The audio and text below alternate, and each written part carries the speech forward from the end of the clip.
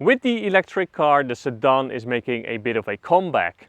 A reason for that is a sedan is more aerodynamic. For example, a Hyundai Ioniq 5 has a drag coefficient of 0.288, which is middle of the road. But then there is this car behind me that looks a bit like a Ioniq 5, but it isn't, because this car has a drag coefficient of 0.21, which is very low. So how did it get that low drag coefficient, and what car is it? Hello there monsters and men, ladies and people. This is the Hyundai Ioniq 6 and welcome to Recharging.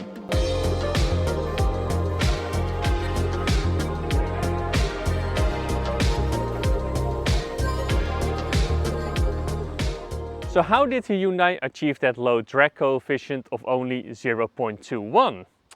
Well, first of all, again, the general shape of the car. A sedan, a little bit of a coupe line, is just one of the most efficient shapes a car can get. So car makers, less crossovers and more cars like these, please. Then there are other small things that help with the aerodynamics of this car. Here in the front, for example, you have these active air flaps, and by default the flaps are closed, so you get better aerodynamics, but when the car needs more cooling, the flaps will open. And there are other small things like the Hyundai logo, for example. On other Hyundais the logo is slapped onto the body, but that will disrupt airflow by just a little.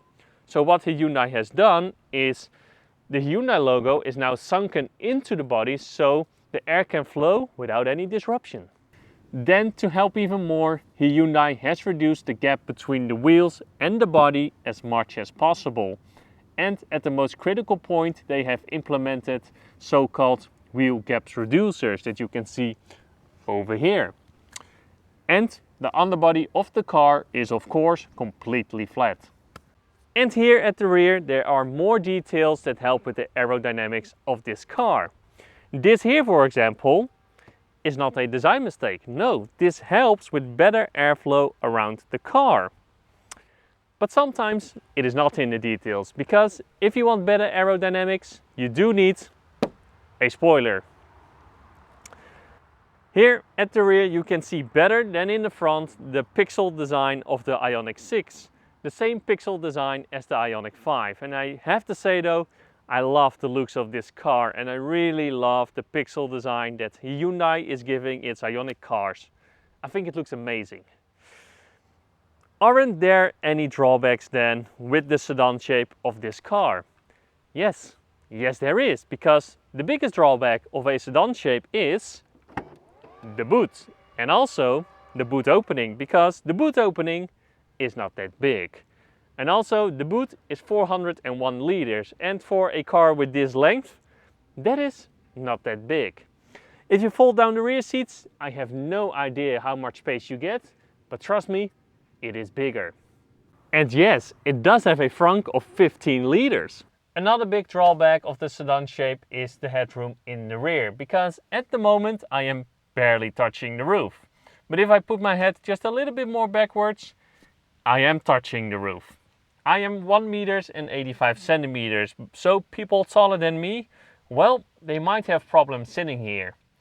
Or, because I have plenty of knee room, as you can see, they have to sit like this, and then, well, they will be fine. As you can see, the headroom is huge now. Anyway, the car is quite wide and there is a flat floor, so sitting here with 3 people, no problem. But this Ioniq 6 has the same problem as a lot of EVs, and that is that the floor is relatively high, the seat is relatively low in the car, and therefore I do not have any support for my legs. And for some people this may get uncomfortable. Then the features here in the rear, there are some nettings, there are 2 USB-C ports, there is a center armrest with 2 cup holders, and here under the rear seats there is a 230 volt socket. The weather has turned, it is raining, but luckily I can tell you stuff from inside the Ioniq 6 where I'm sitting nice and dry. Anyway, the Ioniq 6 is available as a standard range version with rear-wheel drive or a long range version with rear-wheel drive or all-wheel drive. The power ranges from 151 horsepower and 350 newton meters of torque and 0 to 100 in 8.8 seconds for the standard range version, to 350 horsepower, 605 newton meters of torque and 0 to 100 in 5.1 seconds for the long range all-wheel drive version. All Ioniq 6s are limited to 185 kilometers an hour. So in this video I said that good aerodynamics is good for range and efficiency. But is that really the case with this Ioniq 6? Well, I am driving the long range rear-wheel drive version of the Ioniq 6. That one has rear-wheel drive and a battery pack with a usable capacity of 74 kilowatt hours. The WLTP range of this car is 614 kilometers. Yeah, that is a lot. Currently it is summer. Yeah, I know today doesn't really look like it, but it is summer. And when driving on mixed roads with this car, I do achieve the WLTP range of 614 kilometers. It is really impressive how efficient this car is. Really impressive. When driving on the highway, I mean yesterday I was driving on the highway doing 110 to 120 kilometers an hour. And I got a consumption of 18 kilowatt hours per 100 kilometers. That results in a range when driving on the highway of more than 400 kilometers. That is really good. Some cars do 18 kilowatt hours per 100 kilometers when driving 90 kilometers per hour. And I was doing 110 to 120 kilometers an hour. Again, really good, really impressive. The standard range version of the Ioniq 6 has a battery pack with a usable capacity of 54 kilowatt hours, and that one has a WLTP range of 429 kilometers. And I am sure that you can also reach the WLTP range with that version. Again, this is an efficient car, really, really impressive. Then, this car, like all Hyundais and Kias, does have flippers behind the steering wheel. And with those flippers you can determine the amount of regeneration that the car does when you lift your foot off the accelerator. You can choose between coast, level 1, 2 and 3. You have one pedal driving, and there's also a automatic mode, and with that automatic mode the car uses the radar in front of the car to determine how much regeneration it should apply. Just like the Ioniq 5 and the Kia EV6, this Ioniq 6 stands on Hyundai's and Kia's eGMP platform. And that platform uses a 800 volt battery architecture. And if you want to know the benefits of a 800 volt battery architecture, then check out my review of the Ioniq 5. But one benefit of that architecture is a fast charging speed. This Ioniq 6 can charge with a maximum of 230 kilowatts. Yeah, that is fast. Charging it from 10 to 80% will take you around 20 minutes. I mean, that is faster than you walking to the gas station, doing a number 2, get a coffee. I mean, this car is not the bottleneck while fast charging. Charging on AC then, as standard, it has a 11 kilowatt onboard charger. Charging the small battery pack from 0 to 100% will take you around 5 hours, and this long range version will take you around 7 hours. But this car doesn't only take electricity, it can also give electricity because it does have support for vehicle to load. The interior of the Ioniq 6 is very Ioniq without being a direct copy of the Ioniq 5. But I do get the same calm vibe in here, which I do like. What is the same though are physical buttons on your steering wheel, yeah. And the two 12-inch screens, one in front of the driver and one here for the infotainment system. What is also the same is the cluster under the infotainment system with physical shortcut buttons and touch-sensitive buttons for your climate control. What is different then? Well, let's start with the doors, because for a modern car, the doors of the Ioniq 6 are very slim. And also there are no buttons on your door. All the buttons that would normally be on your door are now here on the center console. The door pockets of the Ioniq 6 though are very tall, but because the door is very slim, they are not that wide, and therefore I cannot fit a 1 liter bottle. Where the Ioniq 5 had a center console that you could slide forwards and backwards, and you had a huge open space here. Here in the Ioniq 6 you have a floating center console that is attached to the dashboard. But there is a huge storage space here under your center console. Again, it is really massive. Then there are two cup holders here on the center console, and there is some storage space here on the center armrest. What is the same though is the glove box, which is of a decent size. Overall, the quality of the interior is really good. I have nothing to complain in that regard. And compare this interior to the Ioniq 5, I get a more sporty feeling in this interior, but without it really being sporty. You know what I mean? Then there are two other things in this interior that I want to show you. First, the relax seats are back. That means with the push of a button, I can put my seat into relax mode, and then when charging, for example, I can just take a nap. Very relaxed. I can take a nap. No, I'm not sleeping. Let's put the seat back before I actually fall asleep. But what is great though is that this feature is also available on the passenger seat. So that means when someone else is driving, you can literally take a nap, a very relaxed nap. Awesome. And second, the pixel lights here on the steering wheel.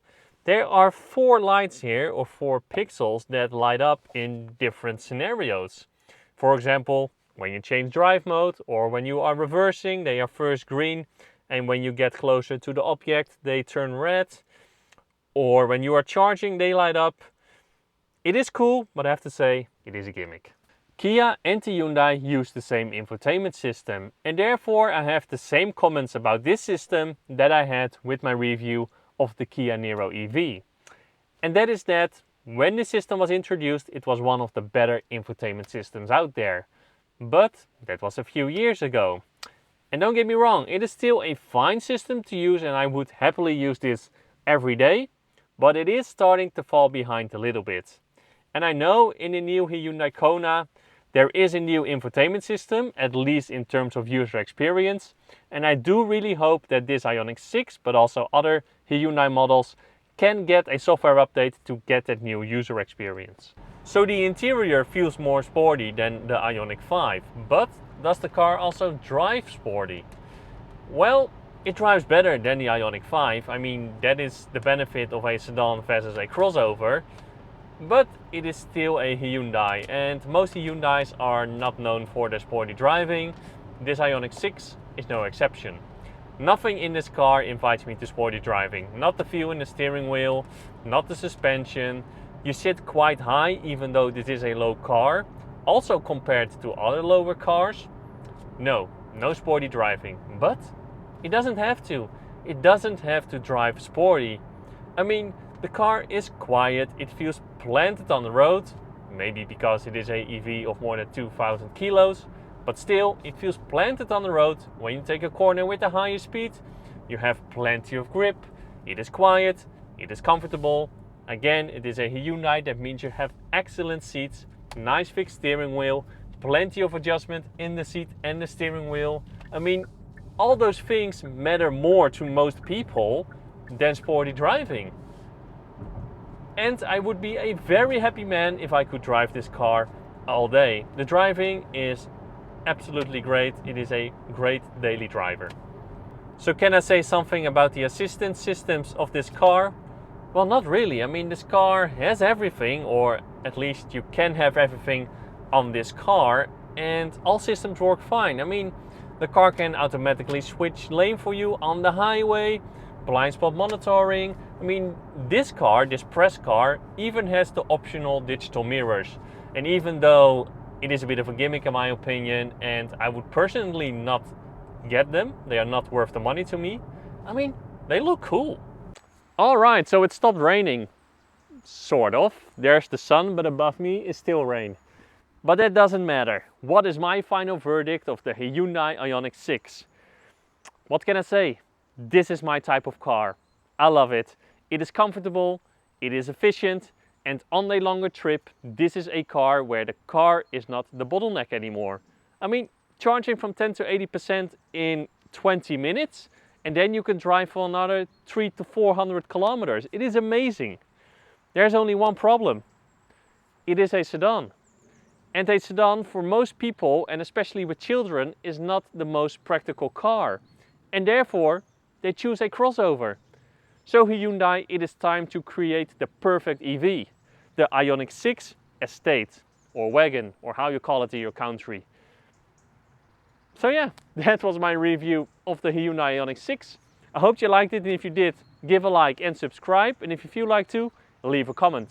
And then I would like to say now thank you a lot for watching, and as always, to be continued.